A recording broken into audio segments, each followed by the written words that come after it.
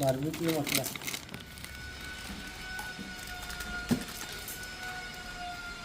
Main chef আমাদের main chef সুন্দর মতো পরিমাণ মতো মশলা দিচ্ছে।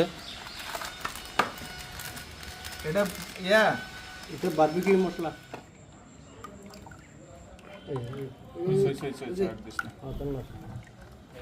পানি একদম পুরো জড়ে গেছিল। এই আজকে মজা হবে মানে সেই মজা হবে দেখি। তেল আর দেওয়ার দরকার নেই। না না তেল আর দিব না, বেশি করে পড়ে গেল তেল।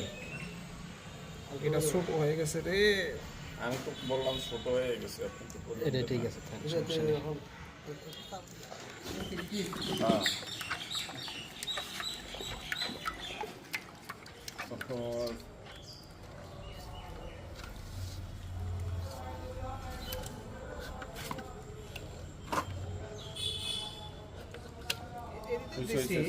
ইয়ে হবে না, আর এটা চাপাই দেন স্যার। এদিকে মাছ দিব, এটাতে মুরগি দিব আর